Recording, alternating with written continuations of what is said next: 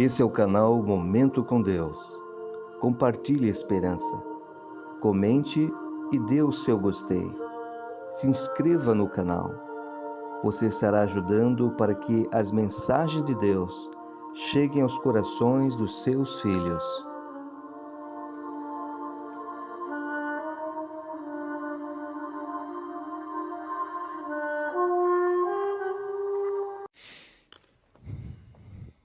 Que maravilha poder passar esses momentos juntos, estudando a palavra de Deus. Eu tenho sido abençoado com as mensagens aqui proferidas, com os cânticos que nós ouvimos e com as orações que nós elevamos até o Senhor.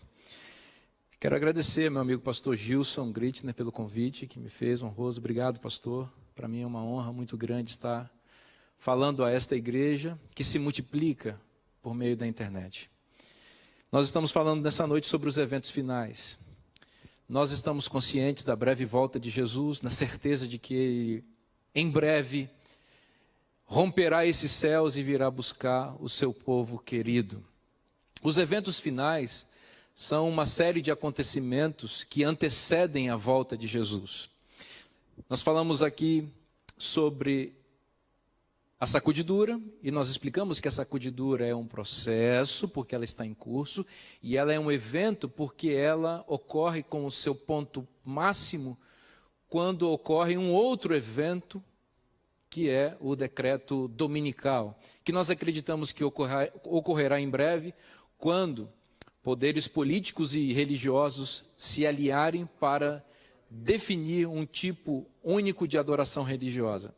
A igreja se manterá fiel a despeito dessa exigência. Nesse contexto também outros eventos finais ocorrem, como selamento do povo de Deus. O que é o selamento? Já foi explicado aqui hoje. É Deus separando o seu povo e definindo quem é seu e quem não é seu. Vocês sabem que o selo de Deus envolve a lei de Deus e que o dia de guarda, o sábado, é o grande selo de Deus. Por quê? Porque o selo de Deus está em oposição à marca da besta, que é o decreto dominical. A marca da besta será esse decreto dominical que violará a consciência das pessoas e imporá essa religião, ou esse exercício religioso. Então, quando o mundo aceitar esse decreto dominical e se curvar diante da imagem da besta, o povo de Deus se manterá fiel a ele e rejeitará esta ordem e receberá, então, do contrário, o selo de Deus. Então, esse é um evento final também, decreto dominical, selamento também é, a sacudidura também é. Haverá também um outro evento muito importante em associação a este que já foi mencionado aqui esta noite, que é a chuva serôdia. O que é a chuva serôdia? É o batismo com o Espírito Santo que alcançará os selados. Por que cairá a chuva serôdia sobre os selados? Para que o povo de Deus tenha condição de cumprir a missão no contexto dos eventos finais. Então, entre o decreto dominical e o fechamento da porta da graça, haverá uma janela de oportunidades para o mundo.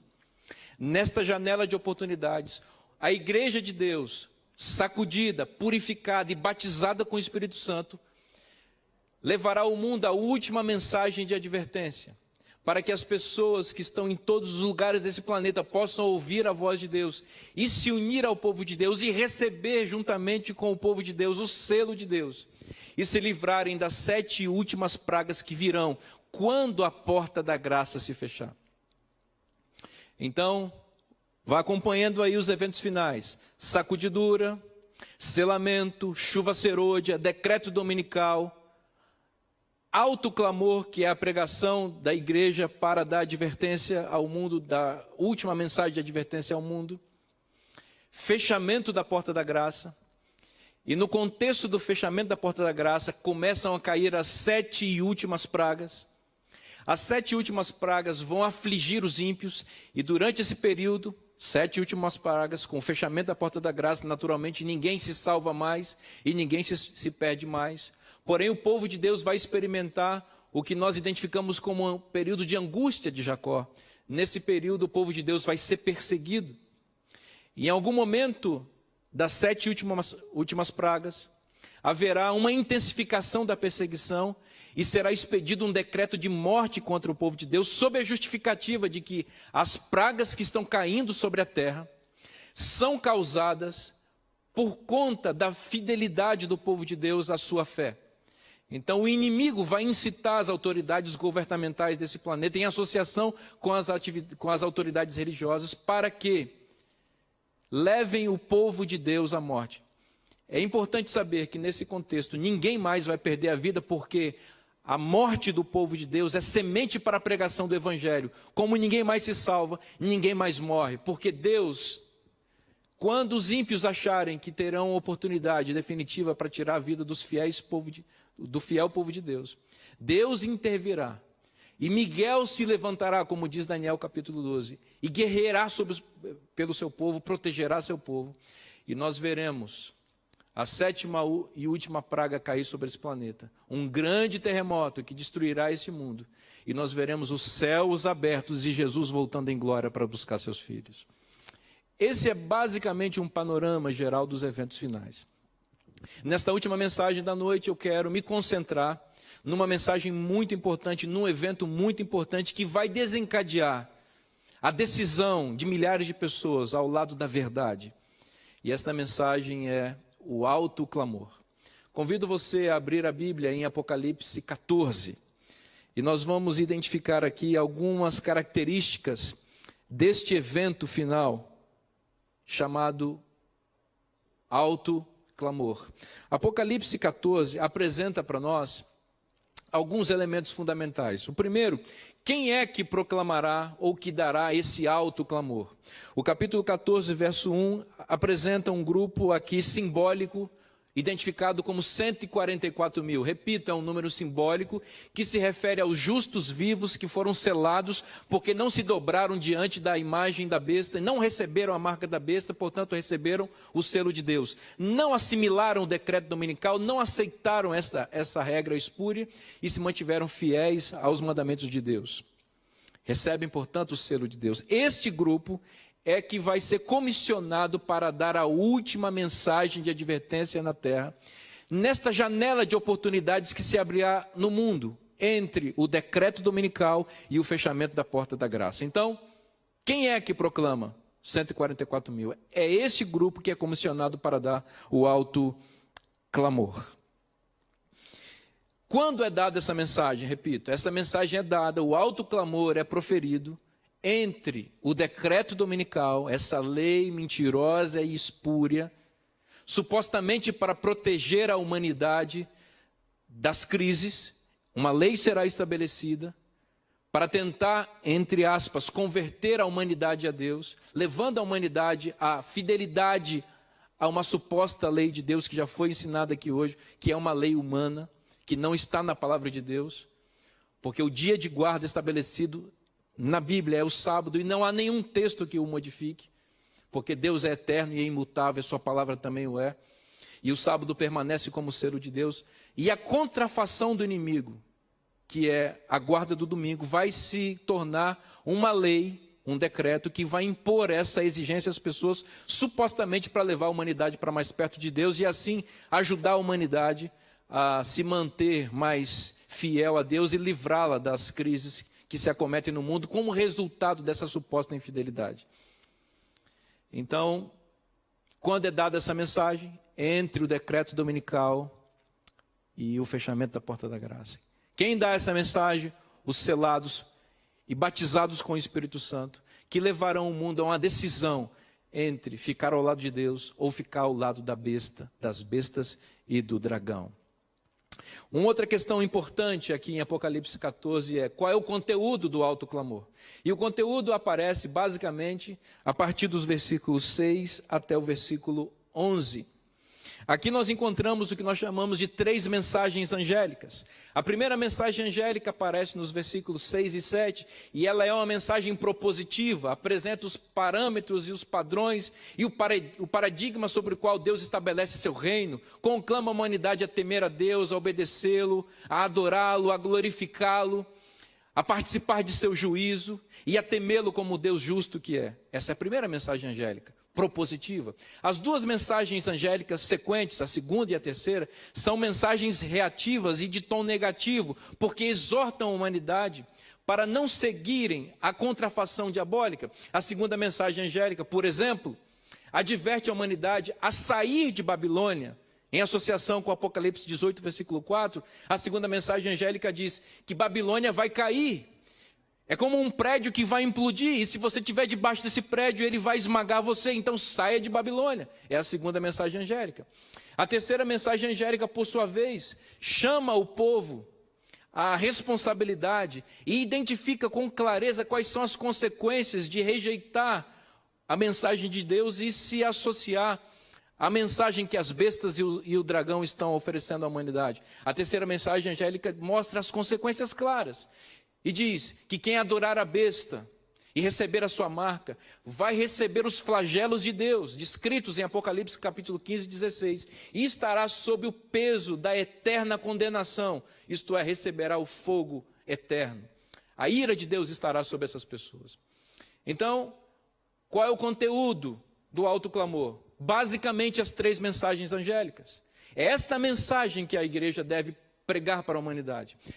Nesses minutos que nós temos aqui pela frente, eu quero me ater à primeira mensagem angélica, porque ela é propositiva, porque ela estabelece quais são os parâmetros do reino de Deus e identifica claramente quais são os valores que norteiam a vida daqueles que serão selados e chama a humanidade a esse selamento.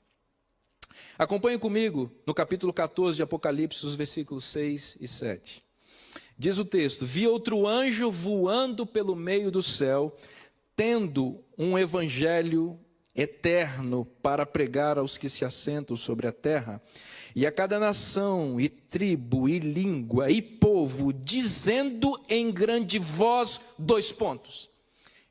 Para um pouquinho aqui. A expressão grande voz é dela que decorre a expressão alto clamor.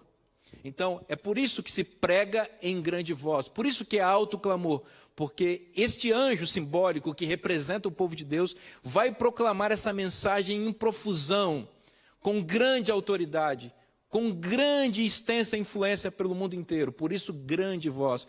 E fará isso porque estará batizado plenamente com o Espírito Santo por meio da chuva serôdia.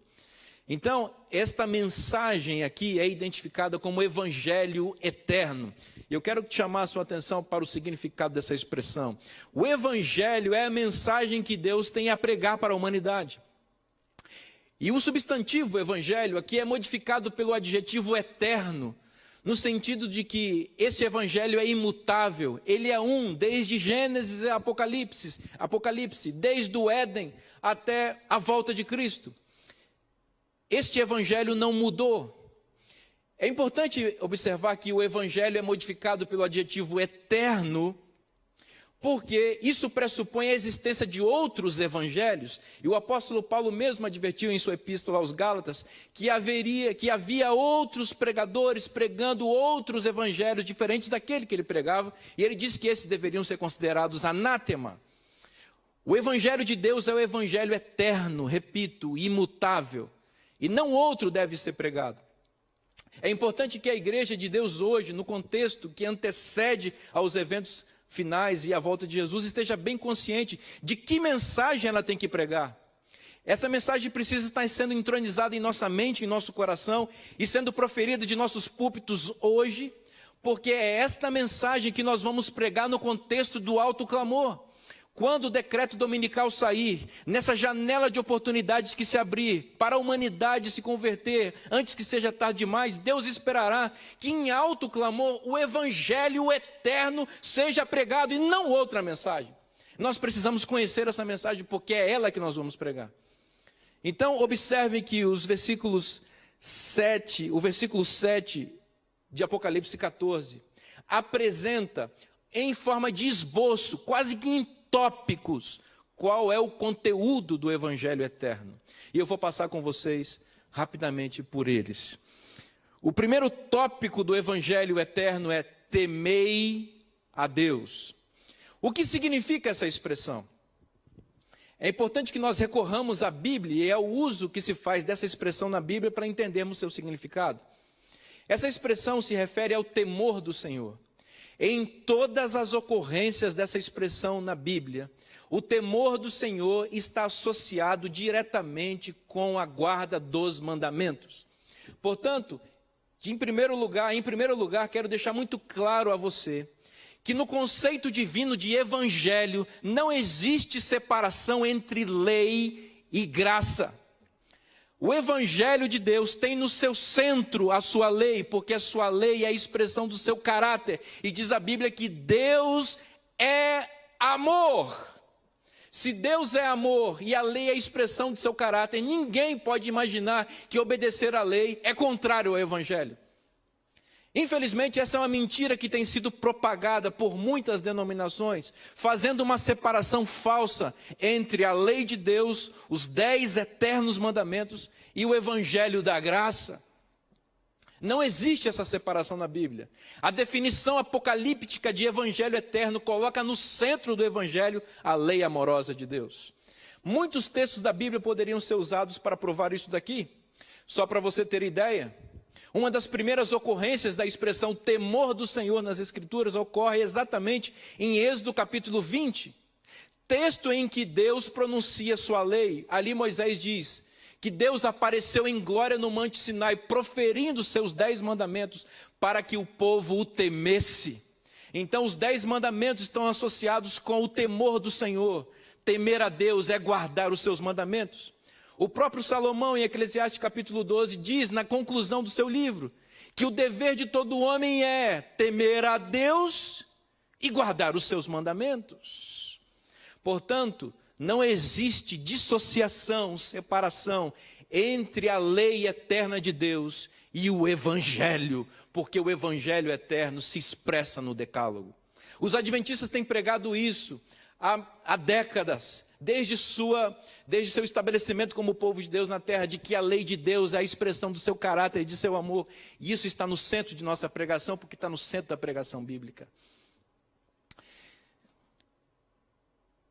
O segundo tópico do evangelho eterno, que comporá o alto clamor que será pregado no contexto dos eventos finais, na janela de oportunidades de salvação para a humanidade, entre o decreto dominical e o fechamento da porta da graça, é: temei a Deus e dai-lhe glória. O que é dar glória a Deus, senão adorá-lo? Dar glórias a Deus é adorar a Deus. Eu pergunto a você, onde alguém pode aprender a adorar a Deus? Que texto da Bíblia poderá dar para nós um manual mais perfeito a respeito de como Deus gosta de ser adorado, senão os 10 mandamentos? O primeiro mandamento, por exemplo, diz: não terás outros deuses diante de mim. E este mandamento evidencia a exclusividade da adoração a Deus. Deus não divide sua glória com ninguém. Ele requer e exige que a adoração seja unicamente para Ele. O segundo mandamento diz: não farás para ti imagens de escultura.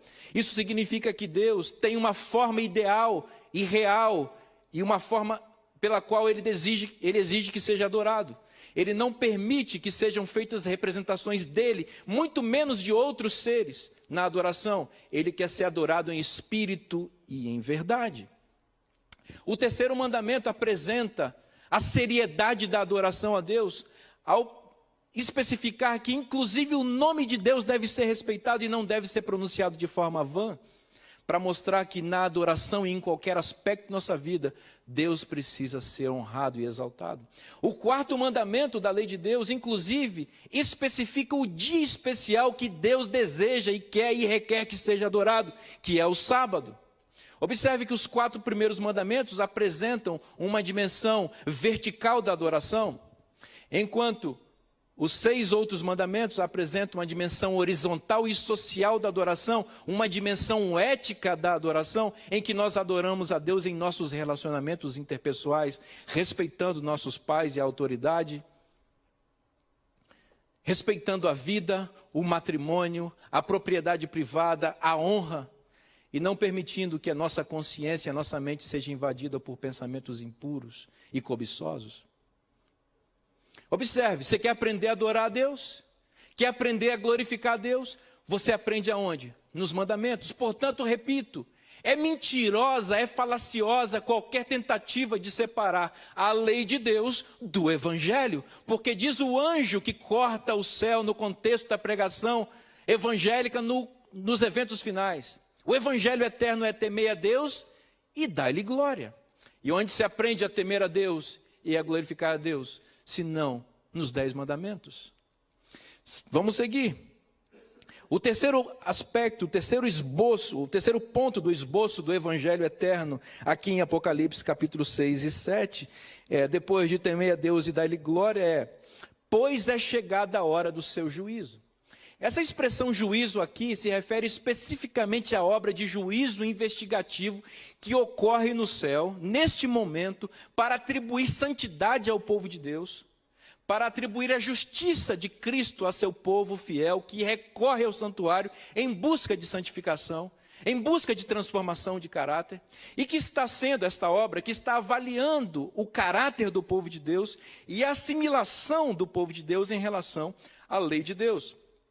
Diz o apóstolo Tiago que todos nós seremos julgados pela lei da liberdade, portanto, no centro do evangelho eterno, este evangelho que Deus tem pregado à humanidade desde Gênesis e vai pregar até o Apocalipse, desde o Éden até a volta de Jesus. No centro desse evangelho está o juízo investigativo, e o juízo investigativo é fundamentado na avaliação que Deus faz de seu povo inscrito nos seus livros ou no livro da vida.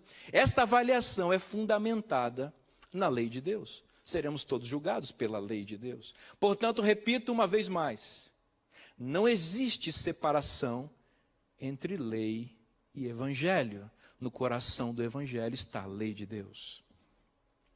Um quarto ponto que é apresentado como esboço do evangelho eterno em Apocalipse 14, que será a pregação que Deus espera que seu povo pregue hoje, viva hoje, mas que especialmente seja proclamada em alto clamor na janela de oportunidade que se abrirá para a humanidade entre o decreto dominical e o fechamento da porta da graça. O quarto ponto, observe o que diz aí: e adorai aquele que fez o céu, a terra e o mar. Essa expressão aqui, se nós fôssemos escrever a Bíblia hoje, se a Bíblia fosse escrita hoje, se o apóstolo João estivesse escrevendo o Apocalipse hoje, usando o seu computador, ele usaria o Ctrl+C, Ctrl+V, o copiar e colar. De onde ele copiaria essa expressão? Exatamente conforme já foi dito aqui hoje. De Êxodo capítulo 20, de 8 a 11. Naquele texto que apresenta o mandamento do sábado, que apresenta a obrigatoriedade e o dever de todo homem de guardar os 10 mandamentos, inclusive o sábado, e a justificativa pelo qual todos nós devemos guardar o sábado, segundo o Êxodo 20, de 8 a 11, é porque Deus é o Criador, porque em 6 dias fez o Senhor os céus, a terra e o mar, e tudo que neles há. Portanto, aqui em Apocalipse capítulo 14, verso 7, nós temos um eco do mandamento do sábado, uma referência ao mandamento do sábado no coração do evangelho eterno. Então, é dever do povo de Deus hoje proclamar que o sábado é o dia de guarda vigente e eterno, dia de guarda de Deus. Que o sábado é o selo de Deus que distinguirá o povo de Deus dos adoradores da besta e da sua imagem.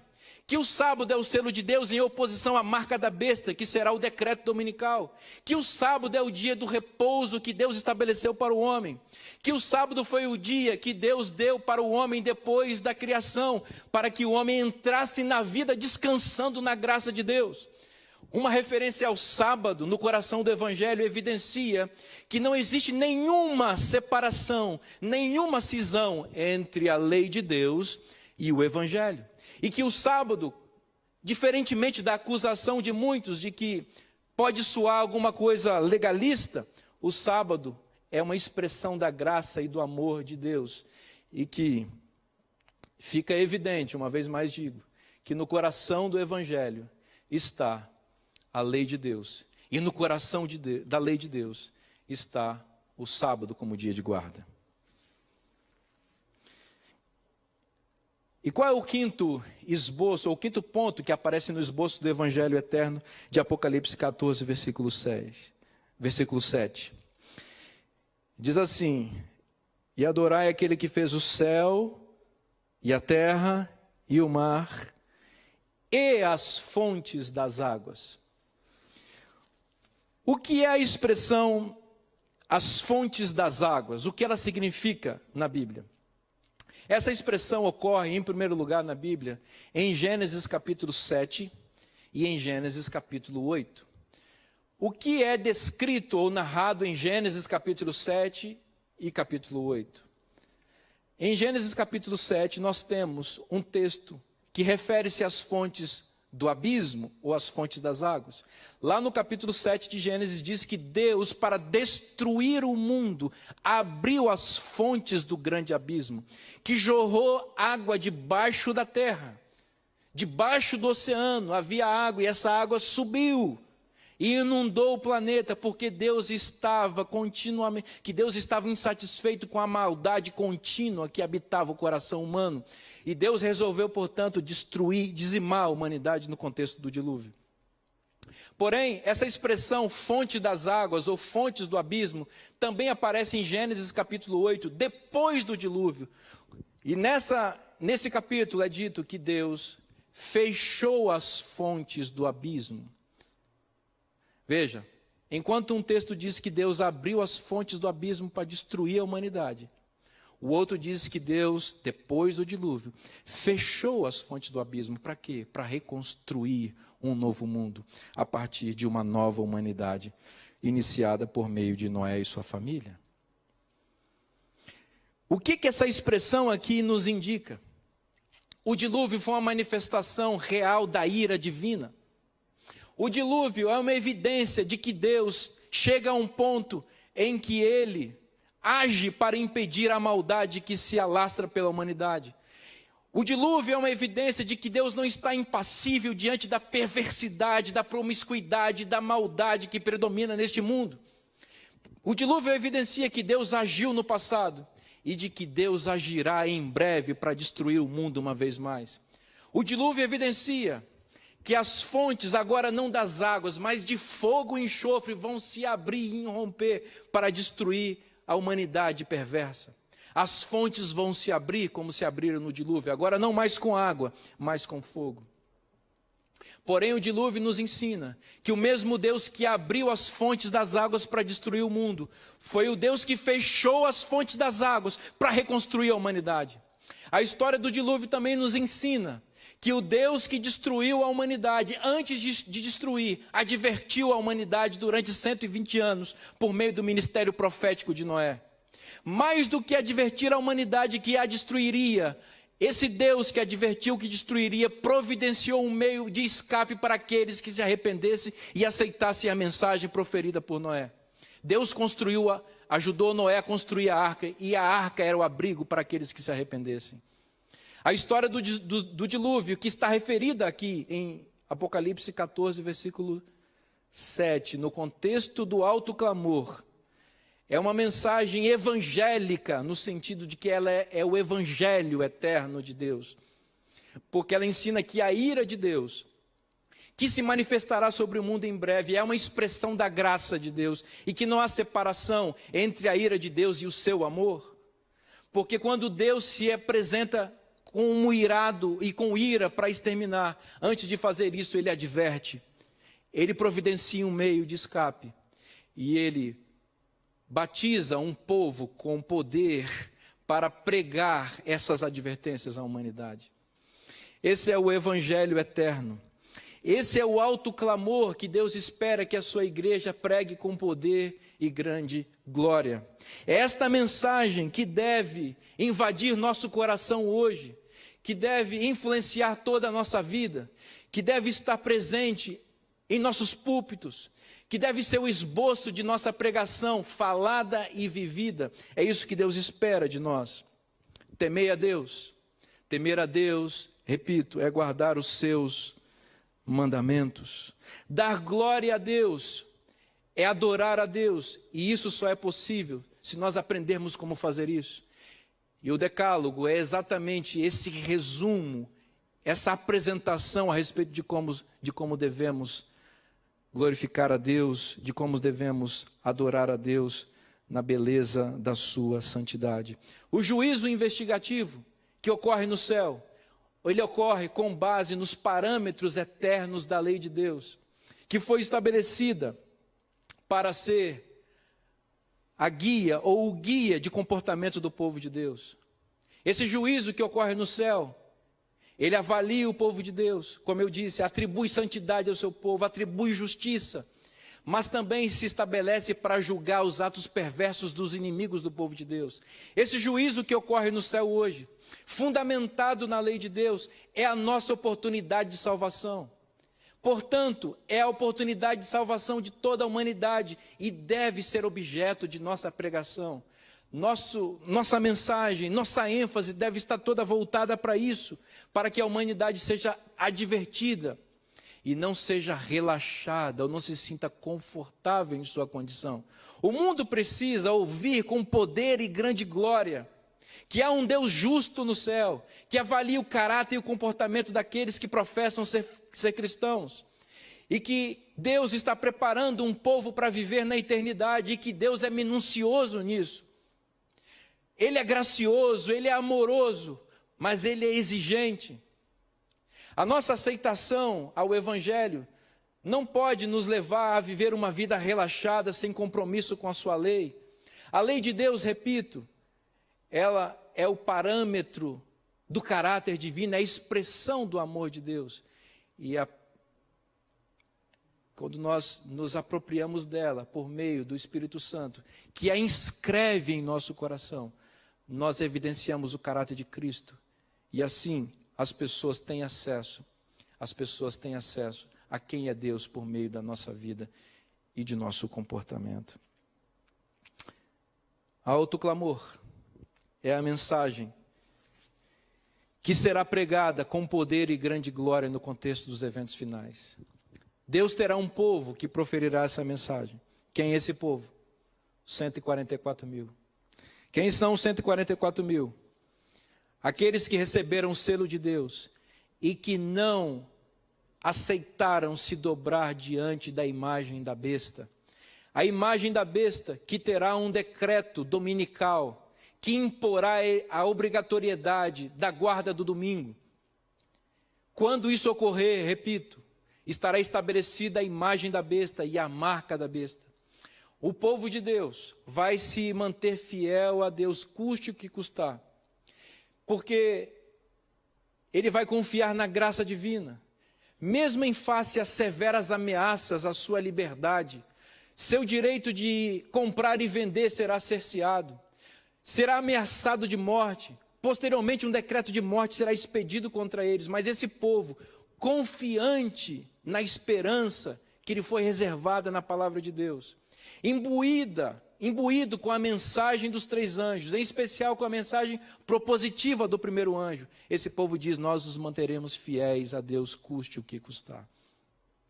Esse povo é descrito em Apocalipse capítulo 14, no versículo 12, resumidamente com a identidade seguinte: aqui está a perseverança dos santos, os que guardam os mandamentos de Deus e a fé em Jesus. Aqui está a perseverança dos santos, os que guardam os mandamentos de Deus e têm a fé em Jesus. Observem que Deus tem um povo na terra.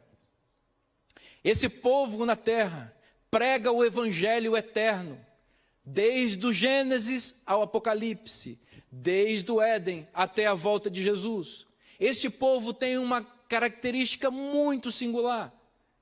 São os que guardam os mandamentos de Deus e têm a fé em Jesus. Não só os mandamentos sem Jesus, não só Jesus sem os mandamentos, mas os mandamentos e a fé em Jesus, porque ter fé em Jesus significa, em termos práticos, guardar os mandamentos da lei de Deus. É mentirosa a alegação de uma pessoa de que é fiel a Jesus, que tem fé em Jesus, quando rejeita os mandamentos eternos de Deus. É mentirosa as tentativas de separação entre lei e evangelho, fé e obras, justificação e santificação. Esta oposição não existe na Bíblia. O Deus que estabeleceu a justificação, estabelece a santificação como desenvolvimento da justificação. A fé, ela é expressa por meio de obras que são a obediência à lei de Deus, como nos ensina o apóstolo Tiago e também o apóstolo Paulo. Temer a Deus, glorificar a Deus, adorar a Deus, significa obedecer aos seus mandamentos. Por que isso é importante hoje? Porque nós estamos vivendo num momento em que as pessoas estão sendo seduzidas e enganadas. Diz o capítulo 14 de Apocalipse, versículo 6, que o anjo eterno, ele tem um evangelho para pregar. Aliás, que o anjo tem um evangelho eterno para pregar a toda nação, tribo, língua e povo. Se você voltar ao capítulo 13 de Apocalipse, você vai perceber que esse mesmo grupo, toda tribo, língua e povo, também é objeto de uma outra pregação, mas esta da besta da terra. E esta besta da terra não prega, diz o texto, em Apocalipse capítulo 13, que esta besta seduz. Observe a diferença entre pregar e seduzir. Enquanto o anjo articula um pensamento com causa e consequência, apresentando lógica, lucidez, não rejeitando, não minimizando aspectos aparentemente difíceis da fé, ele prega, apresenta e elucida. A besta, para o mesmo grupo, seduz, e seduzir é escamotear, é esconder, é mentir. É não permitir que as pessoas leiam as letras miúdas do contrato. Seduz, ou sedução, é a abordagem da besta. O anjo de Apocalipse 14, por sua vez, tem um evangelho para pregar. E pregar é isso, é explicar, é esclarecer, é evidenciar, é deixar claro o que Deus deseja transmitir. E este evangelho eterno, ele precisa ser pregado hoje, porque ele vai ser a base da pregação da igreja de Deus no contexto dos eventos finais, nessa janela de oportunidades que se abrirá para o mundo entre o decreto dominical e o fechamento da porta da graça. Você entende que tipo de mensagem eu e você temos que viver hoje e que tipo de mensagem nós devemos estar sendo preparados para pregar quando os eventos finais de fato se descerrarem diante de nós? Jesus está voltando. Ele virá em glória, em breve, e ele espera que haja um povo preparado, selado, batizado com o Espírito Santo, consciente de sua missão, com a sua mensagem muito bem fundamentada e preparada, e que esse povo esteja preparado para dar razão de sua fé, e que esse povo, mesmo diante de tribunais, mesmo diante da perseguição, mesmo diante de todo tipo de sofrimento que virá por causa da fidelidade, que esse povo se mantenha fiel a esta mensagem. Não só a sua pregação, mas a vivência dela. É este o evangelho eterno, não outro. Nós temos que cuidar com tentativas de suavização do evangelho, de adulteração do evangelho, de modificação do evangelho, porque conforme diz o apóstolo Paulo, seja considerado anátema quem pregar outro evangelho. O evangelho eterno é este, que exalta o caráter de Deus e a sua lei, que conclama a humanidade à obediência, que estabelece que há um juízo no céu, com o qual Deus mede e afere o nível de absorção da lei de Deus, de sua lei, porque a sua lei é a expressão do seu caráter, e é ela que será o fundamento de seu governo pela eternidade. E nós que estamos aqui vivendo hoje no mundo, se quisermos ser cidadãos dos céus, precisamos permitir que esta lei eterna seja escrita em nosso coração, porque a nova aliança se fundamenta exatamente no fato de que Cristo derrama sobre nós o Espírito Santo, que escreve com letras garrafais o caráter de Deus em forma de lei em nosso coração. Esse será o padrão constitucional do céu, a lei eterna de Deus. E é por isso que o povo de Deus hoje é comissionado a advertir o mundo de que deve a humanidade temer a Deus e dar-lhe glória, que significa obedecer os seus mandamentos. Não confunda essa mensagem com legalismo. Legalismo é salvação pela lei. Nós estamos ensinando salvação pela fé na graça, salvação pela graça. mediante a fé. Agora, não separe a fé da lei de Deus, não separe a graça da lei, não separe o evangelho do decálogo, não separe justificação e santificação, não separe fé e obras. Essas coisas são faces de uma mesma moeda e expressam o caráter de Deus. E é esse caráter que deve ser pronunciado sobre, que deve ser pregado para toda a humanidade. Deus espera isso hoje de nós, espera que isso seja o conteúdo da mensagem que deverá ser proclamada em alto clamor quando Jesus voltar em glória. Em breve, Jesus voltará. E hoje Ele está separando um povo para dar ao mundo a última mensagem de advertência. A humanidade está sendo preparada para receber essa mensagem. Ao mesmo tempo, Deus está preparando a igreja para proferir essa mensagem.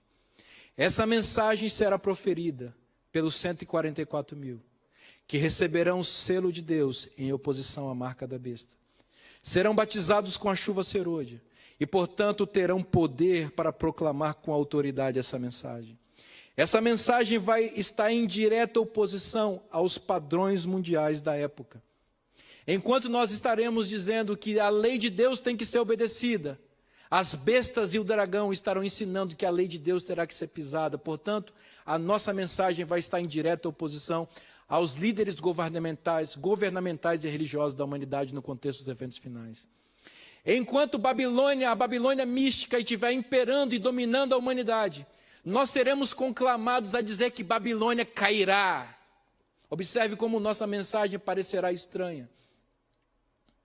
Nossa mensagem também levará a humanidade a temer, exortará os povos a temer, receber a marca da besta, porque isso terá como consequência os juízos de Deus que cairão em forma de pragas e o consequente castigo eterno que virá sobre a humanidade que não se submeteu às leis de Deus. Observe que é esta mensagem que Deus precisa que seja pregada. E para que esta mensagem seja pregada, Deus está selecionando um povo. Um povo que ficará de pé quando o mundo inteiro se ajoelhar diante da imagem da besta.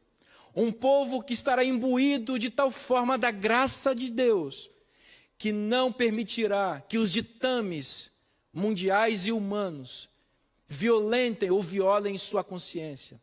Se manterão fiéis a Deus, custe o que custar. É esse povo que Deus está esperando. É esse povo que Deus está preparando. Eu digo a vocês, mais uma vez, que esse povo é identificado no versículo 14 como santos, perseverantes, que se mantêm fiéis, custe o que custar, porque guardam os mandamentos de Deus e têm a fé em Jesus. Eu já decidi de que lado eu vou estar. Quando as bestas e o dragão erigirem uma imagem que imporá a obrigatoriedade do desrespeito à lei de Deus, eu e minha casa serviremos ao Senhor.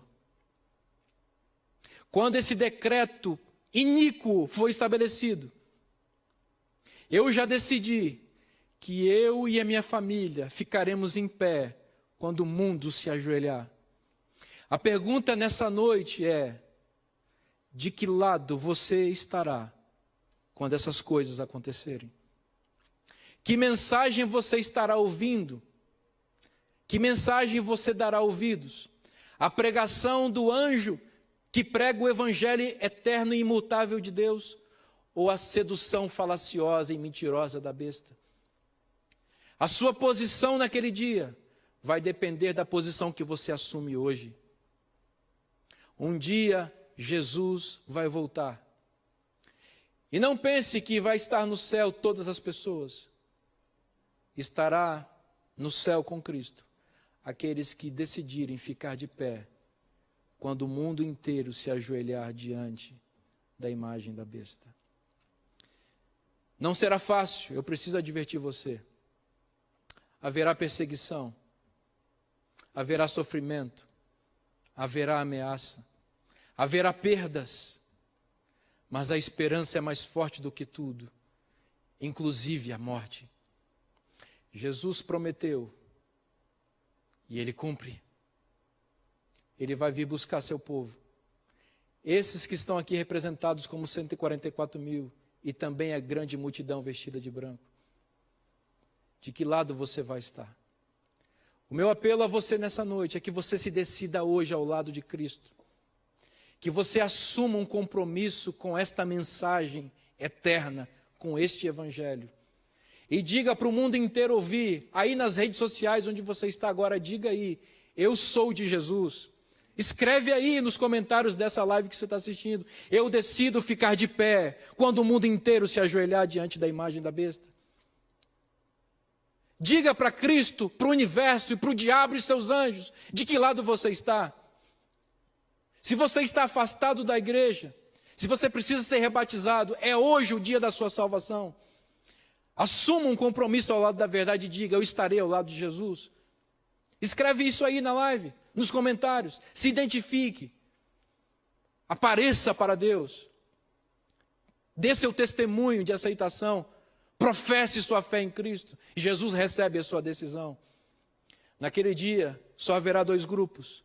Os que ficarem de pé e aqueles que se ajoelhem diante da imagem da besta. Eu e minha casa já decidimos de que lado vamos estar. E você? O meu desejo é que você se coloque ao lado da verdade.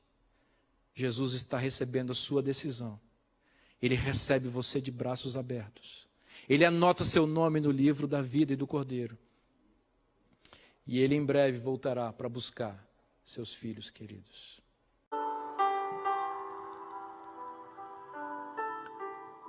Inscreva-se no canal Momento com Deus e compartilhe esperança enviando para os seus amigos e contatos. Bênçãos e gratidão na sua vida e na vossa família.